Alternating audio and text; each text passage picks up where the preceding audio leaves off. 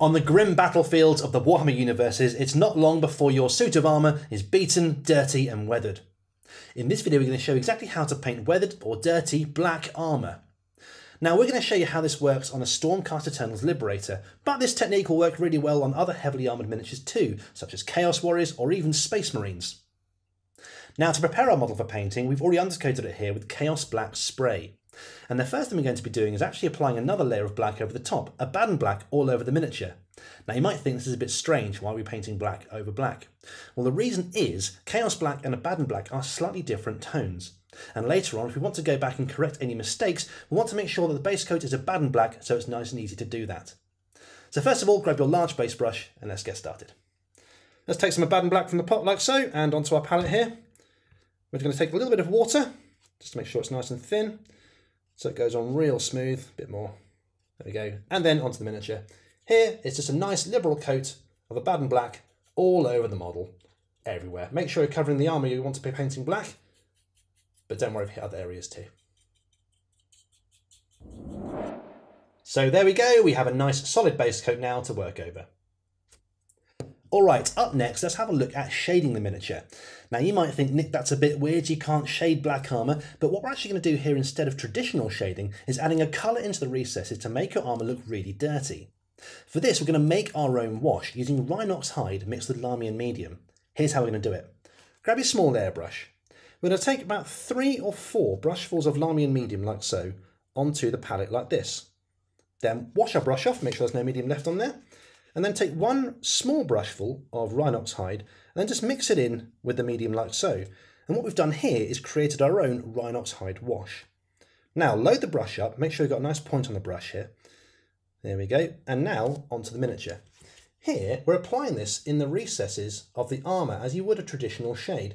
Just very carefully just bringing it round in the recesses on the armour like so. Now it's going to be quite subtle to start with, but as it dries you'll see this brown really showing through and it's going to look like it's absolutely filthy armour.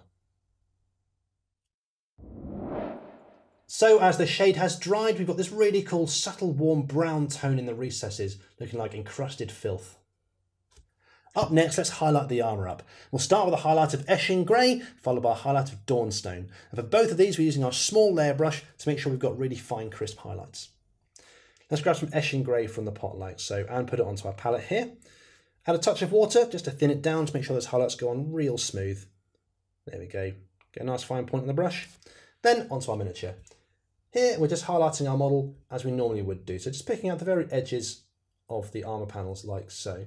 Now this first highlight as it goes down can afford to be a little thicker, as the second one that's going to go down is going to go inside this one. So just nice fine lines all around the armour panels like so.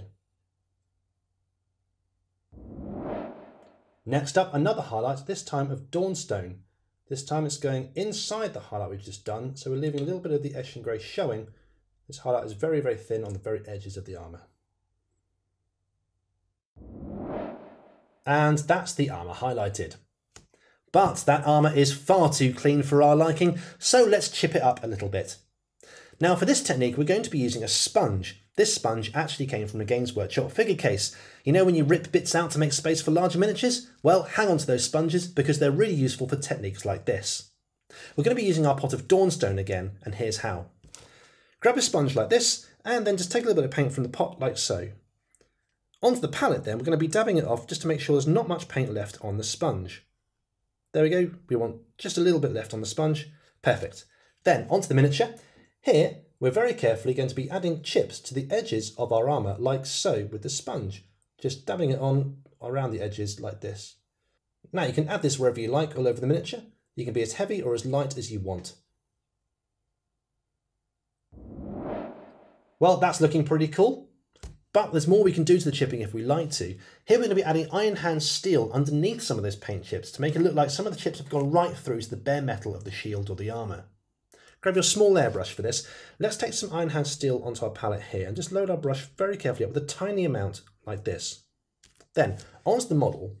Here we're just adding tiny amounts of Iron Hand steel on the very edges and inside the chips on the miniature. So along some of the bigger ones here, you can see this chip along the edge of the shield here. It's quite big, so we're going to add metal there. Up here we've got a nice big chip as well. We'll add that as well on the side, just to make it look like it's gone right down to the metal of the miniature. Now we're going to be doing this on the larger chips on the model, so here again on the breastplate, and also on other areas of the miniature where the metal might also be showing through. So on this very point here, for example, it might show through there. Work around the entire model and really take your time on this one, as it's going to look fantastic when it's finished. And with that chipping done, our armour is looking really beaten and battered. And that's how you can paint weathered or dirty black armour for yourself. I hope you've enjoyed the video. Happy painting.